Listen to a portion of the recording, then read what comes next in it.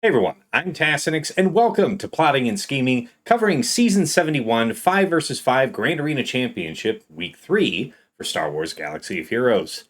As always, I am joined by most of my regular co-hosts as we, talk about how we dealt with our matchups in the, I want to say, average of top 100 Kyber one. That's kind of with some asterisk stuff in there. I don't know.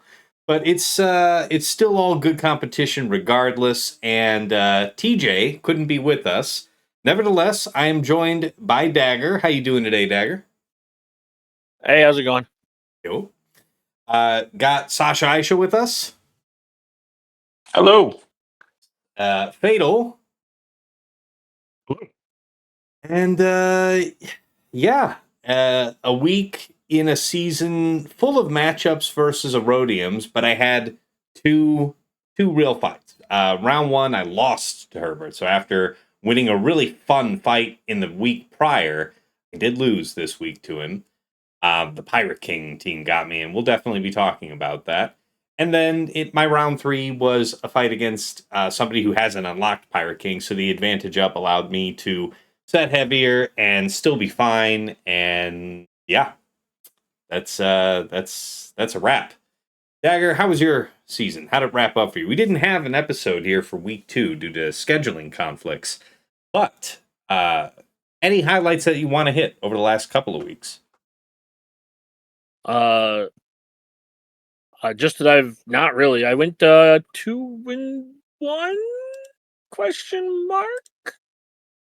Yeah, I went 2-1. Okay. Yeah, I've just been in and out of vacation and family obligations. It's been the first.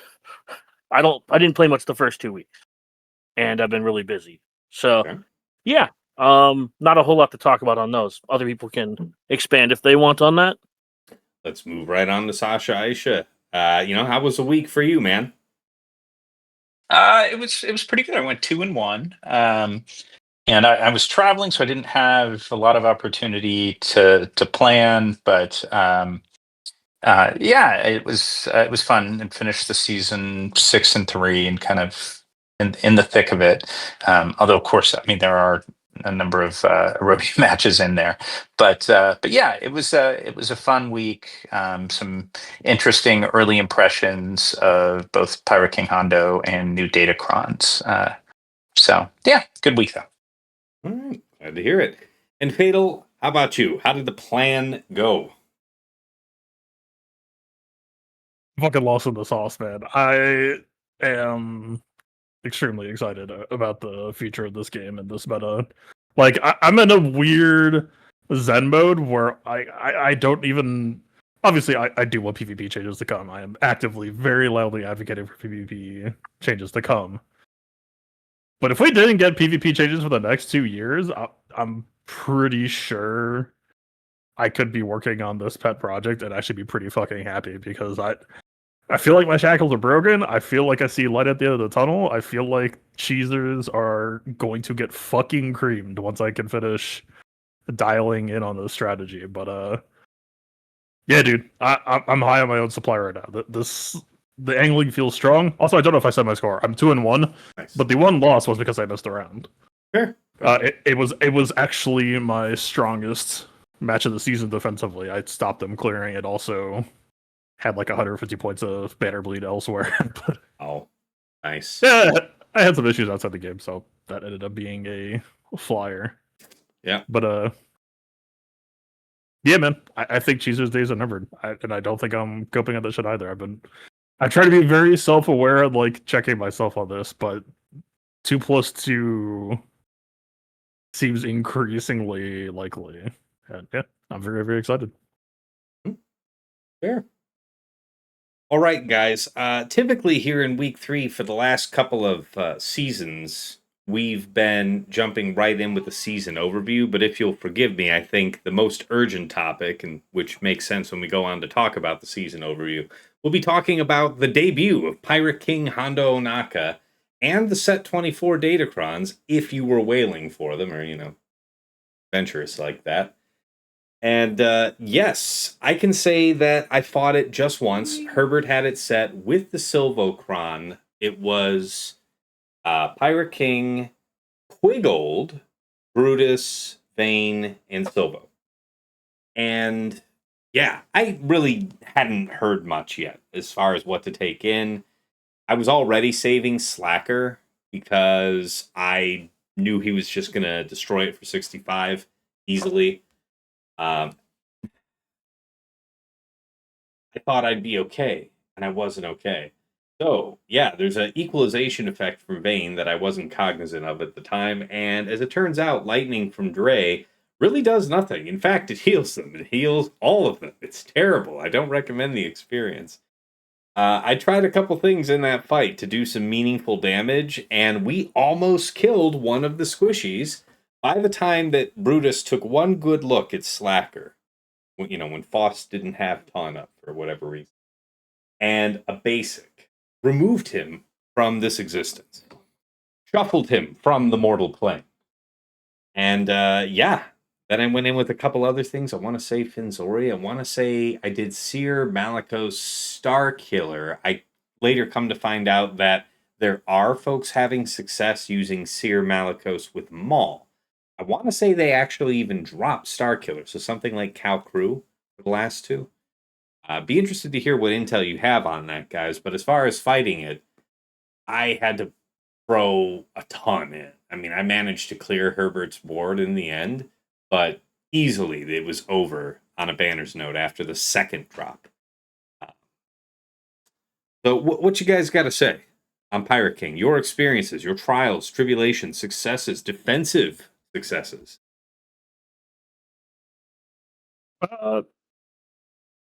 Rollercron Bad Batch is, I don't think that, well, if the Hondo player runs OG Hondo, maybe like if your record goes down, then it can become a little bit of a spicy fight. But other than that, like if you have a solid record that's like equal investment to the team that you're fighting, I think you still win anyway. But like, I think that would probably be my go-to choice. That's what I ran this week, and it went perfectly fine. But I fought people who ran.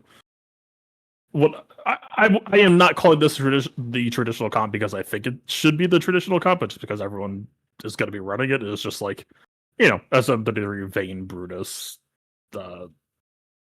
Silvo, right? Like it just like the four characters that people associate with the GL.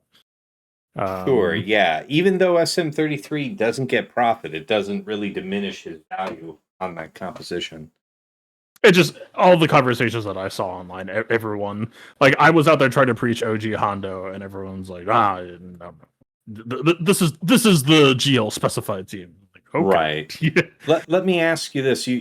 So you mentioned Wrecker here. So you're saying that you were successful using the new Bad Batch against it without OG Hondo? Because I know the first thing you mentioned was CLS with the Rolocron. I know people have been successful against the new set 24, like Darkside Bulk level 3, Long Text level 6, Silvo level 9, whatever the level 9, as long as it isn't Hondo. I've heard that the full CLS team with Rolocron is getting the job done against that. But you're saying... I'm saying sorry, even with Hondo, I think Bad Batch should still manage. It's just specifically... Hondo creates a possible fail condition if the wrecker is not up to snuff. But yeah, no, absolutely, CLS Rolocron should get snuffed out by OG Hondo plus Silvo as long as you've got the Omicrons. Like, maybe if it's a unfortunately built OG Hondo in some respects that CLS tries to kill him twice, like maybe you get away with it. But yeah, the thing that Bad Batch has over CLS is the 4-man stealth, forcing the OG Hondo handcuff and GL Hondo. Not that CLS is particularly concerned about cooldown increase, but you still get to force everything to go on record. And that really proved to be the biggest thing that GL Hondo has going on is the team. It's actually really good flavor. It just has so many tools to scam you out that like if I am going in with Seer, I would be terrified of like, okay, well, what just happens if he just repeatedly handcuffs my Malicos, right? Right. It could be a perfectly fine matchup otherwise, but if the AI just decides, nah, I don't think you have a Malicos actually, like you kind of just have to take that at some point. Yep. That I think is going to make the future of non-GL versus Hondo a lot scrappier and less consistent than we're used to. All right. Glad to hear it. Thank you for that feedback. Dagger, Sasha, please grace us with your intel this week. I can. Oh, go ahead, Dagger. You go for it. Oh no, I was just gonna pass it off to you by saying I've only ever fought this in arena and TW, so I'm just gonna go ahead and pass this to Sasha. I don't. Okay, yeah. If you have didn't any encounter it, meaningful that's fair. Mine got one shot all 3 times, so we'll see what happens. What happened when GAC history is up? Yeah, at the time of this recording, Swugga.gg is not yet updated for week 3, so we're not exactly sure. You know, we have our ideas. All right, sorry. Yeah. Go ahead, Sasha.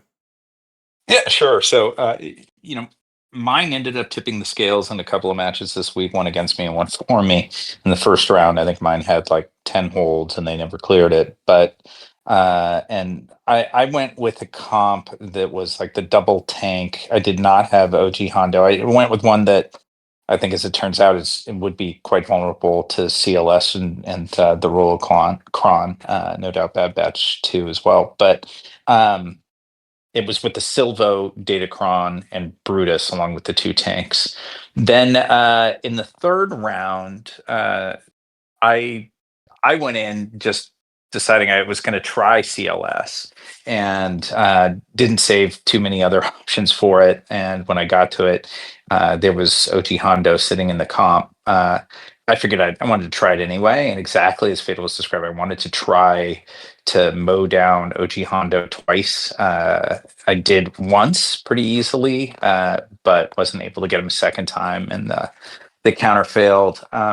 I did eventually, after a bunch of other testing that essentially rendered like the competitive match moot, but I did try Seer, Malicos, Crew, Cal, and I went with Scavenger Ray and a nice Scavenger Ray Datacron.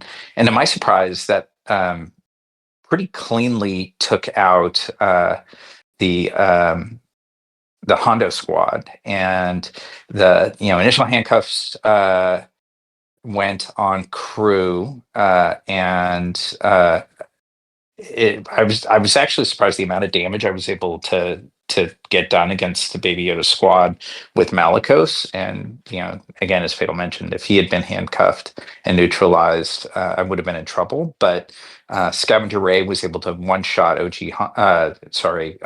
Pirate King Hondo at one point as well. So that worked. Okay. I don't know that that's like totally reliable, but it worked surprisingly well. For those of us dipshits who don't know what the kit does, who or what ability lets them ignore taunt? Lightning Raid, I think, is on Hondo Leader unique. If there are no light side pirate allies at the start of battle, everyone gets taunt ignore for, I believe, 1 turn. 1 turn, yes. Okay, Yeah, yep. 20% increased damage. Yeah, So- and it's not that they have to all be dark side. It's just no light side, meaning OG Hondo doesn't disqualify. I remember that part from the kit review. I just didn't remember which part. Right. So that implies that on your one fight here, you just got lucky that you chose to lock down your crew. Yeah, 20% shot, assuming there's no weighted targeting preference there. Yeah. All right. So 20% chance to just straight up lose. I've had worse. That means maybe 80% chance to win. Is the flip side of that? I had burned probably 6 decent squads testing it out going into that. So if it was an 80% shot that it didn't go on the wrong guy, I was delighted with that. So, but that was more just a product of the side of the hole I dug myself. So the other question is, and I don't know the answer to this, having not done the fight myself in GAC specifically, if he does handcuff Malicos, is that actually lights out? If it's only a 20%, if it's only a 20% chance, then no. If he puts the handcuffs on Malicos, is there 0 way to win?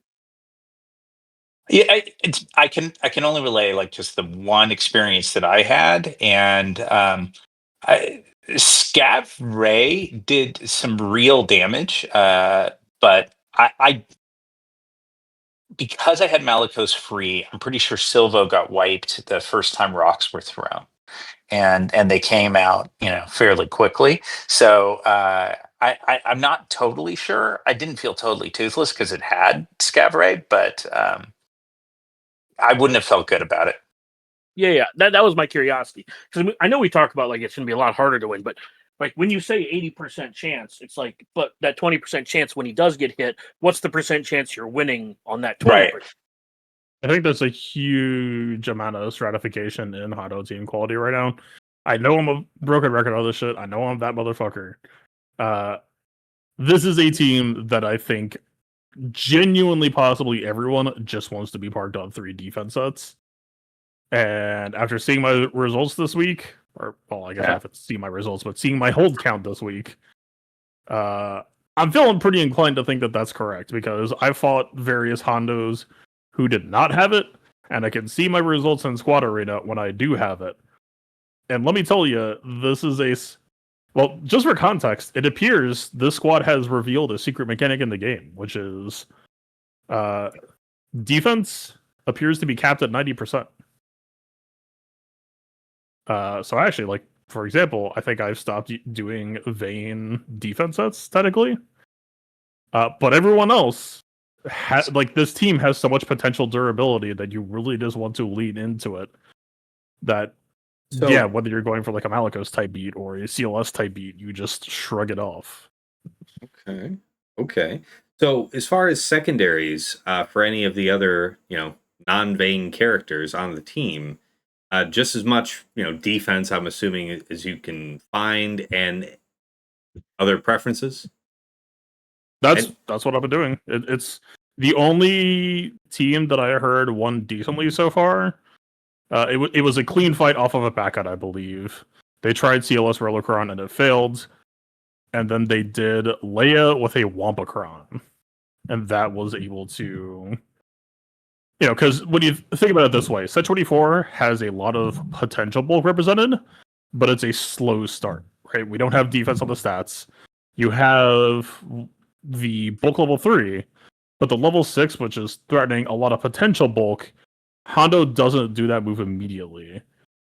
So you have a window where they aren't that bulky yet, that like Wampacron potentially affords you, all the 200% worth of offensive crit damage and all that possibly gets you a window. But that's kind of why I'm so defense filled at the moment is, yeah, man, the team just has pretty insane attrition that your job number one is just to not die.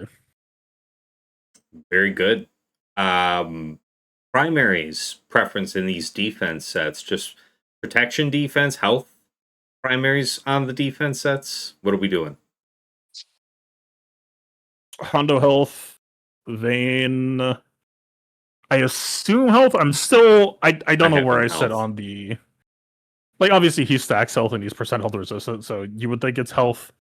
But I know his protection base is better, and I still don't know where I sit on the is Vayne getting to play the video game aspects, because Hondo does drag him along to take a lot of turns, but at the same time, I don't tend to expect tanks to successfully take a lot of turns, so I'm iffy on that. I think, health we expect to stack pretty well. Protection, you just have better baseline, so I don't think you're really sad with either.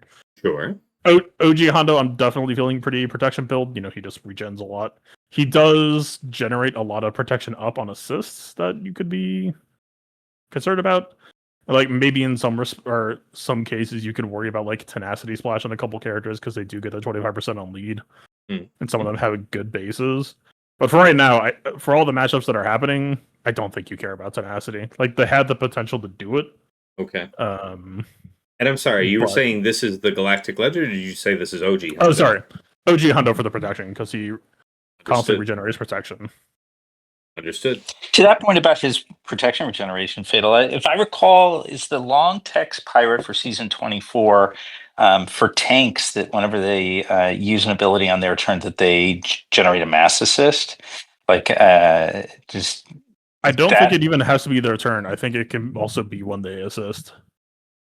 The reason why I like slow tanks is really just because I'm trying to make that lock taunt last as long as possible. Yeah. Whenever a pirate tank ally uses an ability, all other pirate allies are called to assist.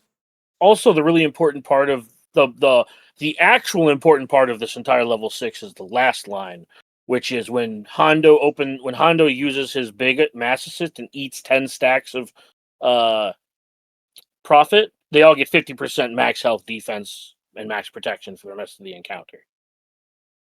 Yeah, it's that compounding on top of the level 3 bulk, compounding on top of the fact that you have health and protection in the stats. Like, for example, I think Micron is like 62-ish% protection, 15% health in that roll.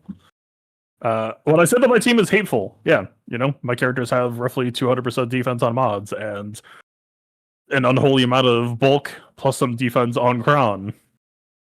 Non-hospitable situation for life. Fantastic.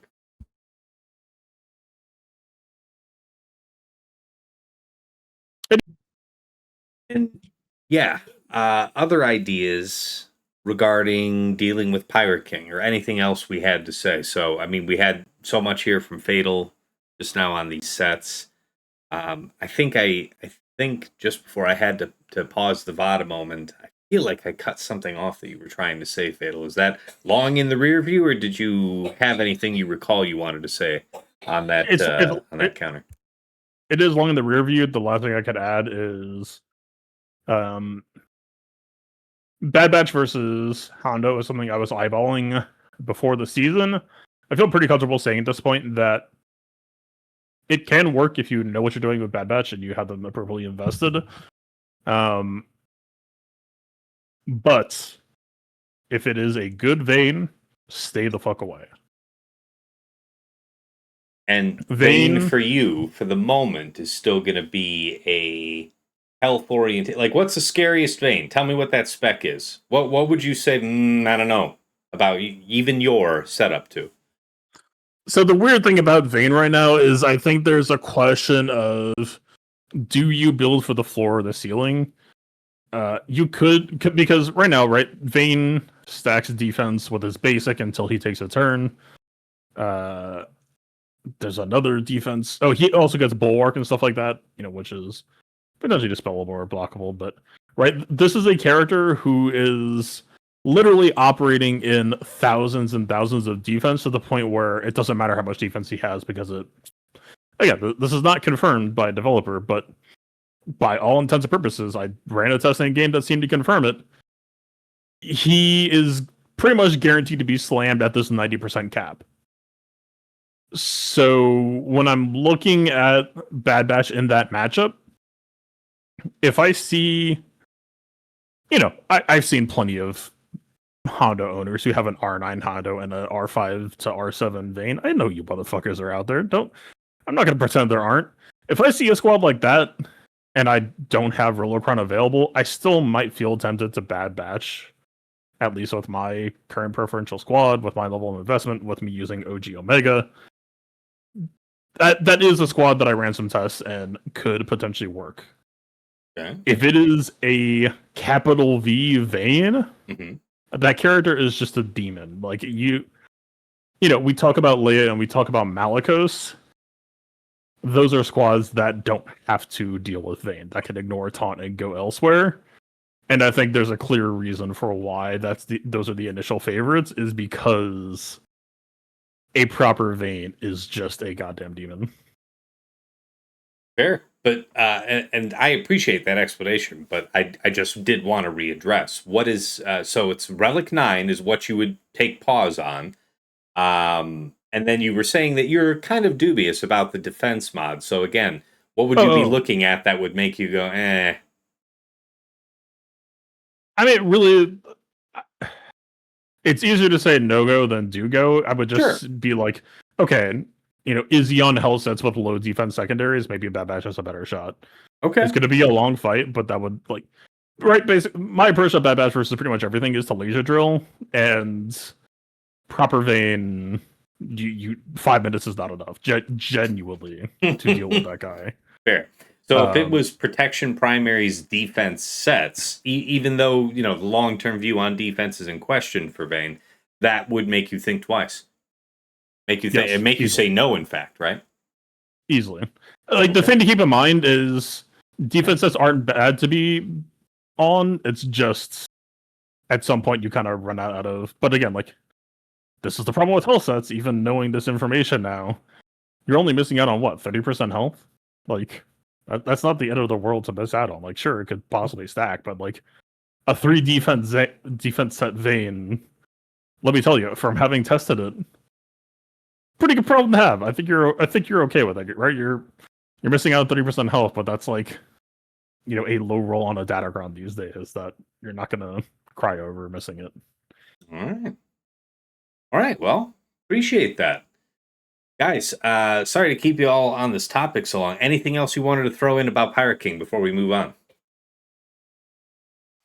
Only I'll say this is just about foreshadowing for subsequent episodes, but there are going to be some interesting choices and compositions as we move from fives to threes because we're like we've talked about sort of the formulation of comps in fives. Vane's going to be there, and then is it just Vane OG Hondo? It'll be interesting to see. But again, let's go ahead. Silva Honda, in my opinion. No Silva Hondo, no Vane. Thankless. All right. We'll see. I mean, yeah, unless you had some way to just blow up Hondo himself, anything that isn't perma-killing the sides, he's just going to punish, Hondo's going to punish you for it. Fair. Interesting thought. We'll talk about ideas for this in the preview going into 3 vs 3. That will definitely be a topic. All right, guys. Appreciate you indulging me on that. Any other meta analysis themes that you wanted to cover before we go into that season in review thing? No? Yeah, I didn't really encounter any new meta matchups myself. Just flex some things around. Had a bit of fun. Yeah, that's about it. Nobody? Fielder? Yeah, I'm more season in review mode. Very good. All right, let's move, guys, right into season in review. From my point of view, it's The Jedi are evil. What? The Jedi are evil. The Jedi what? You said from my point of view, and I said the Jedi are evil.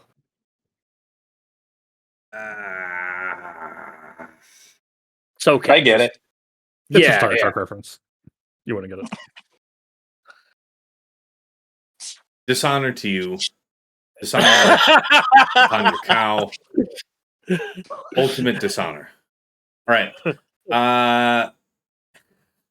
Anyway, as far as season in review goes, the plague of Erodiums is back with a vengeance. I want to say over the last couple of seasons, it seemed like it was trending better. I want to say there were multiple weeks, I recall, within the last 2-3 seasons where I was having like 3 roll opponents a week. In the top bracket or in the bracket just below. But not so. I want to say I had 4 real matches all season. So, yay! That said, took down a raid boss for me. Herbert has come up like a rocket over the last season or so. Just blitzing his way up with his very efficient style. More efficiency, more cheesy in 3s than it is in 5s. But he'll mix it up either way. He's an aggressive scouter, all of that. But his play style is defined by setting as little as required to make sure he can offensively score as high as possible. And I think that's a pretty fair read of the guy. He's been a bane to many of us here in the top couple of brackets, considering the Erodiums and whatnot.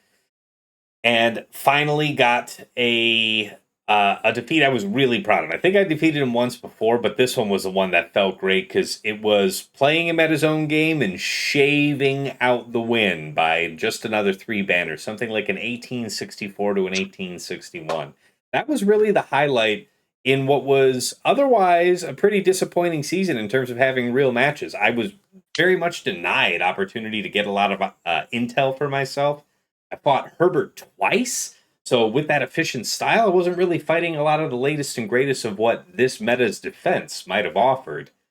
Mildly bitter, just a little bit, but we'll get by. Dagger, how about you? Season in review. Man, one of my roughest times a year to play this game. So I am glad that that is over with. I didn't really fight anything interesting. I spent a whole lot of time just logging one attack and going about my real life because, man, you don't really realize how long GAC takes if you're not Fatal, at least. For Fatal, it's different. But for the rest of us mortals, that shit takes like an hour. And sometimes you just don't have it. And when you do have the hour, your brain's already mush. Yes, that's right. GAC only takes an hour. Look. I fully admit that some of it was just, man, just a demotivating season, especially after such a great 3v3 season. Not trying to harp on that too much, but yeah, Sure. Just this season was super demotivating to a fair degree. And then the last week, I didn't lock in with the new ship because I wasn't able to log into the game in time between the 2 p.m. release and the 5 p.m. lock. So I didn't have Rogue One, which made me feel a little annoyed. Getting Hondo week 3, not fighting anybody with it. I don't know. It was just a weird season for me. All right, fair enough. On to you, Sasha Aisha. Your season in review takes. Yeah, sure. Can you hear me, by the way? Just transitioned to my car. Yeah, you sound like you're a bit in a car, but you are very much, understandable. We're good. All right, good. Well, sorry for the sound quality, but yeah, I'll say, for me, I was definitely impacted by the Erodiums, like you, Tass, but the highlights that really stuck out for me were matches with friends, like getting to match up with you, getting to match up with Arsenal a couple of times, and in those cases, even though the prevailing wins out there competitively, like Herbert really kind of setting that tone and everything, but was tended to be efficiency for the season. I had a blast in a bunch of really sort of muddy, blood sport matches with you and Arsenal that were just a ton of fun. And so I kind of take that away as such a highlight that, and the fact that we all match up against one another quite a bit, that it's a reminder of why I play this game. So I had really fun highlights with it, and I also like it. I'll say generally I tend to enjoy Datacron sets that have high defense, and I know we're sunsetting season 22 now and leaving those behind. I'm optimistic that there are I thought in this last season, and I'm hopeful with some of the changes that are coming in the game, that there are enough paths to defensive viability to keep stuff a ton of fun. Just as a general sentiment, really positive. And what else would I add to it? I actually am going to be curious to see the change now of when I look at a match, what I prioritize, what I first seek to understand is going how it's being utilized on the board. And by that I mean historically it had been GLs, and then for a while it had been Ezra. It was the Where's Ezra game, and that was sort of a key tactic in competitive matchups. And then for the last few months, it's been where are these particular datacrons, and we're seeing a number of those datacrons disappear with set 22. Where was the JKL Hodacron, right? And seeing that disappear, and I don't know that they have comparable replacements in season 24. I don't think so. And I think that's kind of cool. So I'll be curious to see where my attention and sort of top line consideration goes to now that it's not going to be those anymore.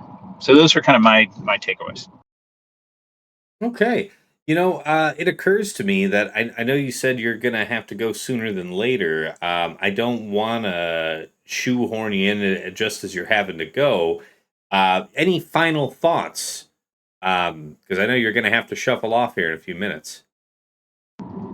I appreciate it. Yeah, I'll share something now that probably would be better to be shared when we sum up, but I hope it's a theme that kind of comes across from you guys too. And that is I happen to have been traveling for the last week, so I wasn't like right in the thick of the Relic Delta anxiety and uncertainty. But I know there's major news dropping just today.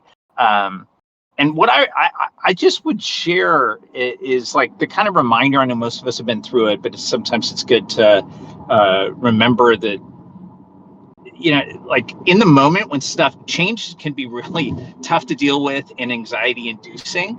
But we've been through a ton in this game, and this game has survived and in some ways kind of flourished and generally, like, I think improved significantly for the better over the years. And I guess what I would just want to share with those that would take the time to listen to us right now are obviously people that are passionate with the deep history in this game, that just remember, like, I think most likely these things are going to end up being just fine. And while they may look like painful or worrisome changes in the moment, there are a lot of reasons to believe that there's like a pretty cool and pretty bright future, actually. I know Fatal was hinting at it, and his sentiment seems to be strongly in that direction for reasons beyond what I'm describing here. But just as sort of a general pattern recognition, I would say, I feel good, and I hope people do too, and that they don't get weighted down in the apprehension around change. That's what I'd share, Tass. All right, I appreciate that. And yeah, we'll go back around to Fatal here for his season in review thoughts. And when we go back to wrap this up in general, if you're still with us, Sasha, you're welcome to comment further, but wanted to make sure we got you in. All right, Fatal, let's hear it. Your season overview. Yeah, just want to make sure it's clear, because I saw some other people, I think, jokingly reference it, but like, me going this direction had genuinely nothing to do with Relic Delta. Like, I always play under the assumption that like my opponent's characters are all Relic 9 and have all Omicrons and like fucking everything. Honestly, sometimes to my detriment. I have lost some matches because I would like give a team too much respect and then go into battle and be like, oh, they just didn't have the Omicron that I could have easily crushed. No, the reason why I'm going after this playstyle is because I'm fucking sick of cheesers, and it's making the game incredibly boring. And I pretty much went through the entire emotional arc on this show and came to the conclusions I came to, and came to the playstyle that I came to as a solution to cheese. And just like, no, I do think that we have tools to take back agency, and I am feeling pretty dang bullish on this now. That like, I used this comparison before a couple of episodes ago. Is I used to be extremely corny in chips until people made me get my act together. Mm-hmm. And I no longer am corny in chips. And the same thing is long overdue on ground. People have been doing incredibly corny shit for a while, but it's not corny unless I make it corny. So, yeah, here we are. I'm starting to walk the walk. Like, certainly I dropped some battles, and I think a couple of those drops cost me a couple of rounds. That, like, am I going to have to do some rank repair once I'm pretty dialed in? Sure. But, like, that's a part of the learning process, and sure. I can't remember a time in Galaxy of Heroes where I felt like there was this possibly fundamental of a shift possible to be done. Right? It was like, partly just because archetypes were so well in balance for most of it that it was like, you had your heavy players and your light players, and that was just kind of it. And, things have been so thrown out of balance lately that the amount of work it's requiring to course correct on this has, like, kind of been the defining aspect of it. Is like, yeah, it wasn't what you could just wing. Like, this is taking more careful consideration than I've like ever really had to do offensively. But yeah, man, I'm super curious to see where things are at, 6 months from now in terms of my strategic capability. Because again, like, I look at a player like Herbert, mm-hmm. and I look at their defense right now, and I just see a fucking buffet.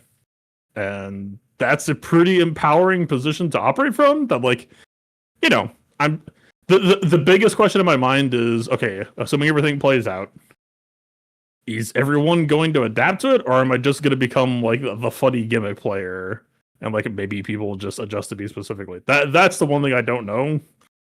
Like, well, surely there's no long-term punish for you developing this level of experience with teams that you might not otherwise have to that, like with that frequency of service on offense. You know, I mean, people could certainly copycat me. Like, I'm more or less doing the science and dialing in of like, okay, is this a Treya 2-man or a 3-man? Okay, 2-man kind of works, but like if they have due diligence, probably more towards 3. You know, yeah, you're doing the limit testing, so we don't have to. It's fair.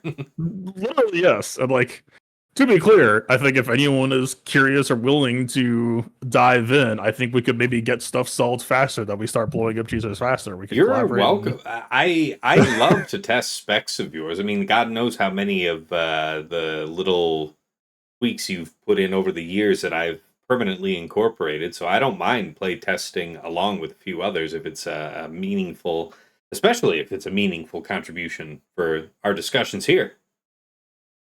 But yeah, it's Same. know, there's a body of work to cut through, but in a weird, funny way, this season might go down as one of my favorites because this felt like the act 3 in a story where all of the past threads got like tied together, because pretty much all of my past theory crafting projects that were pretty much always targeted towards being used on defense got a second career as specializing in offense undersizing, and all of that prior min-maxing is now being used to help teams overperform despite being undermanned.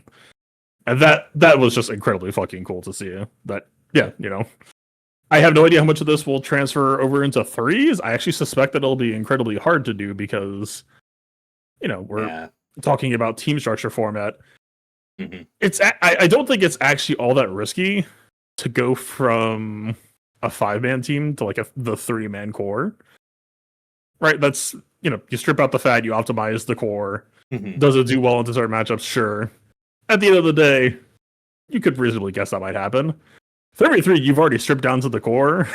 So you're ramming core versus core and like, all right, which arm do I want to cut off? That might be harder nut to crack, but no, it's fun as hell, and 3v3 is very much in the same space that I'm gonna see if it applies over there next season. And yeah, man, it's just I feel like I sound pretty corny right now, but believe me when I say that I see the game very differently now. I like both defensively and offensively. Like this season has just rejuvenated the game for me in a crazy way right now. No, it's good, and it you know, once again, I think you're maybe pioneering something in the sense of going as all in on with this punch up strategy.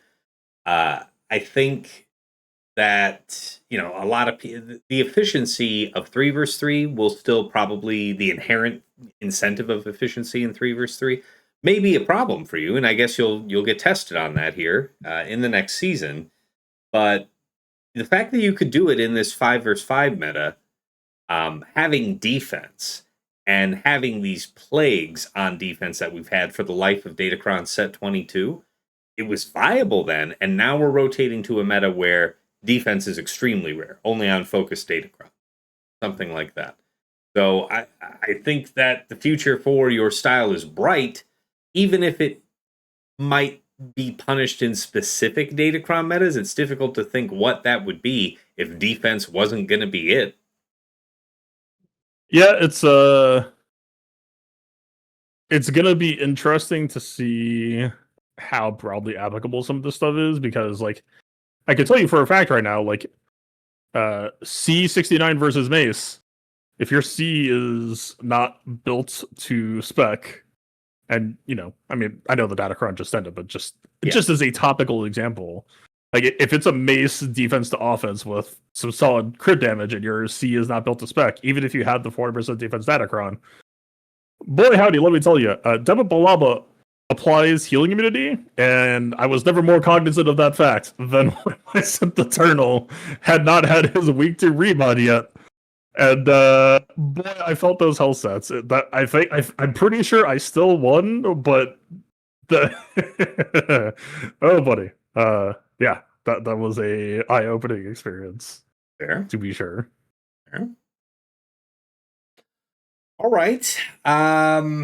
Yeah, so appreciate the season wrap-up comments here. I do think that the future of the game is bright. I know that a lot of you guys watching it want to know what the panel's going to think about Relic Delta. We plan to cover that as giving the topic probably the time that it really deserves in the preview episode going into 3 versus 3. We just had a post, as others have alluded to here, today, that further explains the reasoning behind Relic Delta and actually offers the foreshadowing for Relic 10. They do confirm it's in the future, no specific date given, but yeah, I like the direction of the game, and I've been saying that for some time. Really appreciate them making a post that's actually explaining the system end justifications for changes, because that's where I think the useful discussion space is for us as players.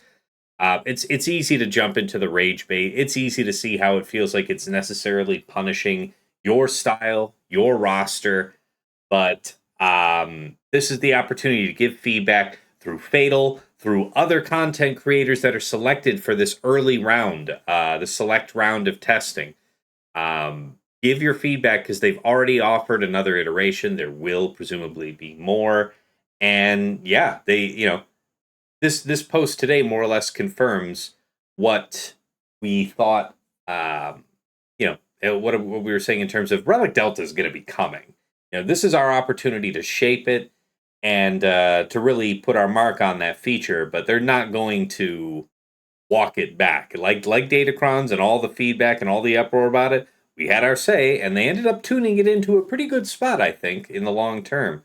At first, it was dreadful, but regardless, this is the best I want to say they've ever done in terms of explaining the systemic issues they're looking to address. So, looking forward to seeing that. All right, takeaways and final thoughts. Yes, we're at the end of the line for 5 versus 5. As others have said, I'm actually about set 22. Happy to see it go. It was fun. Overall, there's a couple crons I'll really miss. I'm really going to miss Gungans, I want to say. The Gungans crons were ludicrous, hilarious. Getting it in the very last round here of the season, being able to do Gungans with a double damage Tarpals cron on full auto versus a Java team. Memes. It was memes. It was great. I enjoyed it. Overall, really fun meta, but I was ready for it to go. Defense in general, if you guys recall when we saw what this new set, when set 22 was being announced, when it was the new set on the horizon, my stomach always turns at the thought of defense returning to us, because I'm generally kind of not excited about what it does to the meta. It does tend to calcify pretty quickly, and so it was that it did. And there were fun matches to be had, but overall, glad to see it go. Aside from that, all of us, for many seasons have been saying the defense feels punished. Why do we keep trending towards this more efficient meta? You've got Fatal doing the hard science on one side, and then we're seeing for a more general audience here with Pirate King, particularly with the new Datacron, looks to be pretty threatening. And sure, folks are seeing something out here with using the Rolocron. Rolocron won't always be here for us. There will be at least 2 seasons where you're going to be dealing with this Pirate Cron and not having Rolocron at your disposal. So something worth thinking about. And what this really means, though, is for people with that setup, at the very least, at the high end, you're talking about real defensive challenge where it's kind of been difficult to come by, because most of us are so aggressively trying to get the win that we're too afraid to take the banner risks that science like Fatals would require. So like he said, the product of this is he'll have the knowledge, and then he'll have to do some rank repair, but then he'll be a monster, and I'll be very happy to copycat him when that time should come. And that basically wraps me up. Sasha, glad to see that you're still with us. The circle comes back around to you. Anything else you wanted to include that you didn't get in before? No, Tess. I think I touched on it. I'm good. Thank you, though, man. All right, appreciate it, and we'll see you next time. Fatal, balls over to you. Final thoughts, takeaways, anything else that you want to share with the people? Uh, this might sound weird, but I think the whatever happens next 5v5 season may prove me right or wrong. What you said, I think, could, at least for the playstyle that I'm exploring, might actually prove the polar opposite, where the defense tends to calcify, but also I'm very curious to see what undersizing is going to look like in a world where defense crowns aren't available, because I can tell you that having that as a backstop really served as sort of an easy button to give some reassurances that, like, you know, a character soloing or a character 2 or 3 manning. Right, just like what you were talking about with that C versus JMM. You think that your ability to have defense going into that was significant. 100%. Mm-hmm. And so, obviously, Jedi Vanguard was disproportionately boosted as well. But we're left with a degree of uncertainty now of, like, you know, I think defense mods could end up being kind of crucial to certain matchups here. Yeah, I think there's going to be a major question of, like, well, can I just hop over to a bulk run and hang out? Because, I mean, level 3 bulk isn't really a viable option for undersize, so we're more so just coasting on stack runs, or, you know, maybe looking at the level 3, which, you know, has historically, you know, we tend to eye roll at certain clauses, but actually those could have a second life here as both a way to try to keep full protection banners, but also just to cheat out some extra survivability, even if it's just, you know, 2% health of protection per buffer or something crazy as well like that. You know, it could add up and could start to matter. That, yeah, I think it would be a very interesting final spot for defense to rest in if Cheese actually had to fear defense a bit, just because it meant that their weaker defenses could be bullied more easily by, you know, premium B+ teams and undermans. Yeah. Mm-hmm. Yeah. The jury is out on that one. I could be guessing wrong here. It might be fine. Mm-hmm. But yeah, no, certainly that feels very up in the air right now, because Set 22 was just such a platform for stability with light side bulk plus defense, or just, you know, 400% defense for dark side felt pretty much the same. Yeah. Yeah, man. We'll have to see. A lot is up in the air right now, but yeah, we'll just see how it goes.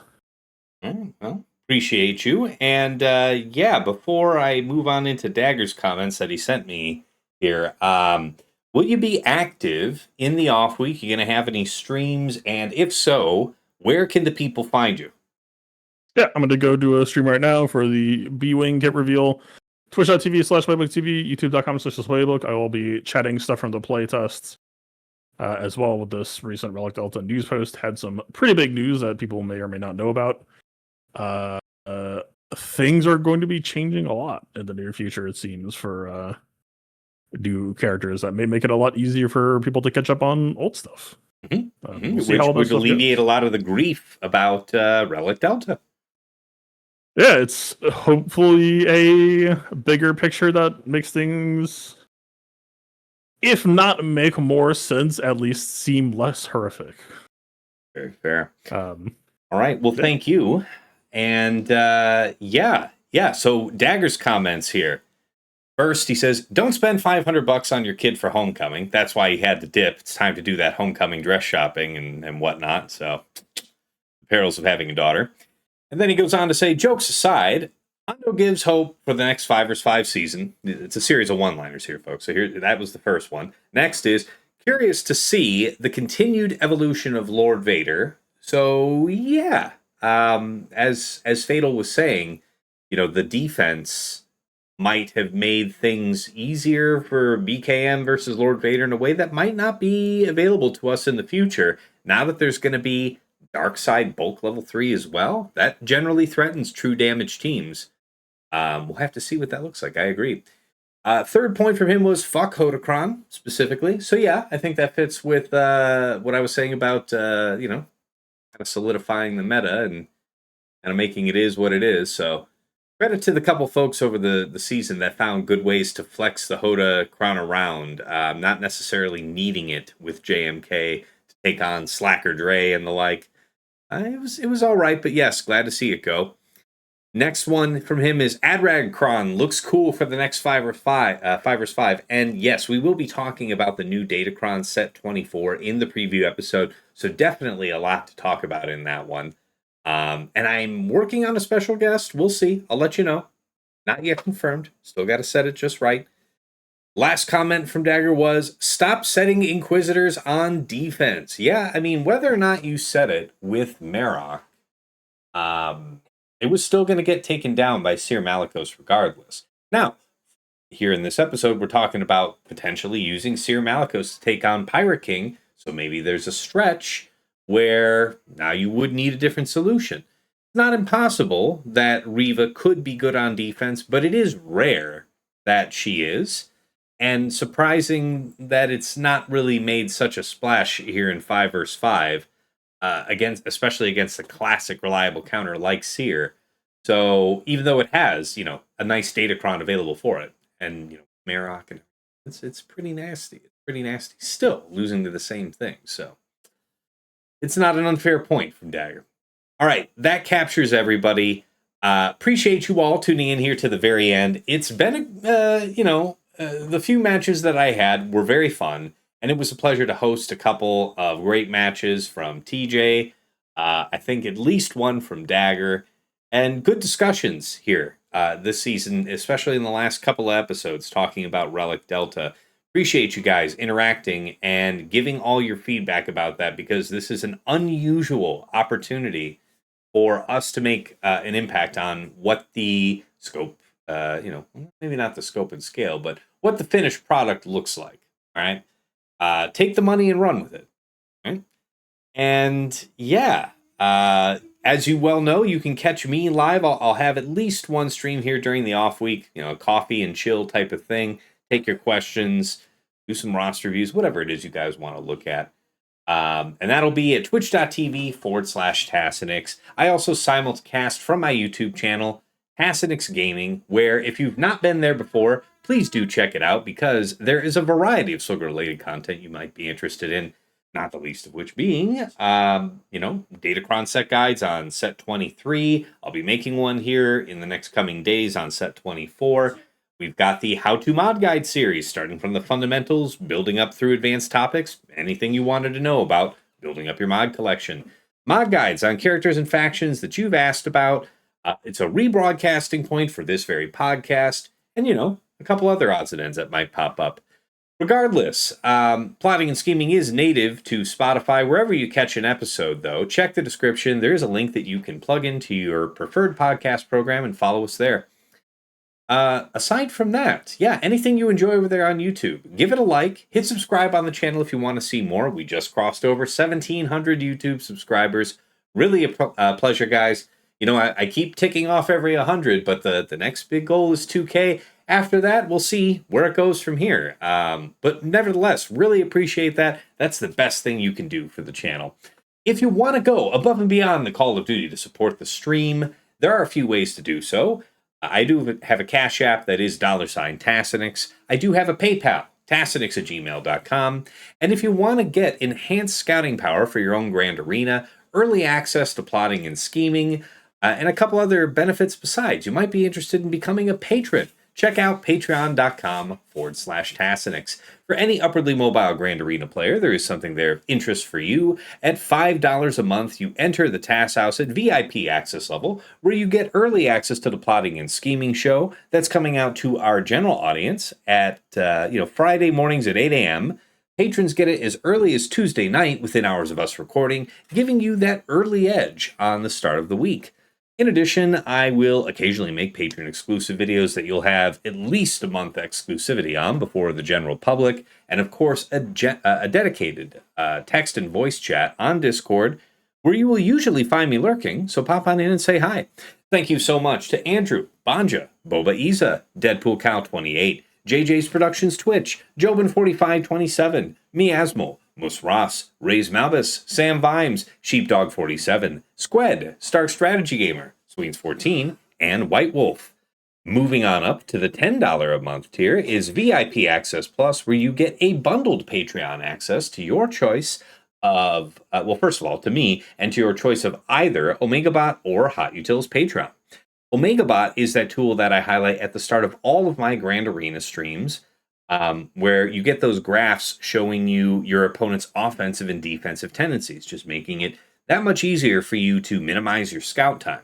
Anybody can use that tool for free to scout their opponent's last week of Grand Arena history, but only patrons can build a custom report with any number of weeks. You get a downloadable HTML version of the report with links you can click going right back into Swugga.gg or Insight, whichever you prefer to use. Alternatively, you might spring for the Hot Utils Patreon, aka Chili, which is the #1 tool for mass mod management and loadout creation. Nothing else lets you switch so easily between your Grand Arena, TB, TW, and Raid mods. You can use it like TJ and Fatal do, using that powerful automation feature to comprehensively remod your roster. You can slice through hundreds of mods in seconds, help out your guild in TW, whole bunch of good stuff. Regardless, no wrong way to go at VIP Access Plus. Thank you so much to Aussie Mike, Darth Salea, Ash Sotnikam, JJ's Dad, Meow for Me, Mr. Tony, Shake23501, Single Malt Jedi, Snack Attack, Supermard, Striker, Trouble Fingers, and Zoltre. At VIP Access Premium, this is $15 a month for the Double Bot Bundle. So Patreon access for me, OmegaBot, and Hot Utils, all under one subscription. Going out anywhere else to get these bots costs you the same if you wanted to buy both, which is why so many of my subscribers say this is one of the best value bundles in all of Swugga. Thank you so much to Argots, Arj, Bjorn, Big Ninja, Palladus Invictus, Duckstab, Darth Link, General Milan, Ibanek, Johnny B. Ottawa, Kev, Mini GK, Pills, Ploon, Quig, Rawling, Saldag, Sir Boss, Sophus, The Lost Womprat, Trevor Boy Gaming, and Wilco. Of course, we have at the very top of the list in Jester's Club Elite, the one, the only Nomad's Reaper. Just an incredibly generous supporter over many years now, popping in, setting records on hype trains, dropping hundreds of subs, thousands of biddies. Thank you so much, man, for the incredibly generous support.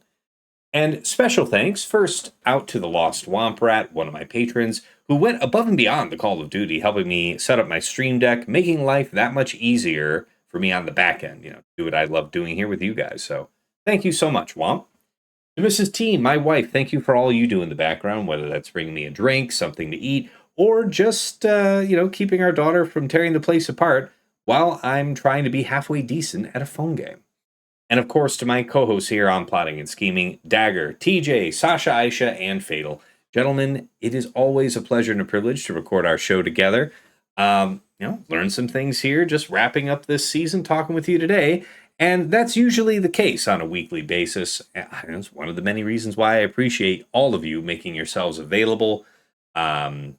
Despite your busy work and family schedules, we're more than 2 years into this, and your dedication to our show makes it the product that it is. A lot of folks listen to us and take a lot away for their own Grand Arena game, getting a lot of positive feedback these days. And you guys are what makes the conversation worth listening to. So thank you so much for being part of the show. Being, the basis of the show, really. All right. That wraps us up for this season. We'll see you guys next week for the preview episode going into the next 3v3. There will be a ton to talk about. There's a lot of information dropping just today. So we'll have a handle on it when we go to talk about it with you guys. Thank you so much for tuning into this season. It was a pleasure. And until next time, it's been real. It's been awesome. It's been real awesome. Take care.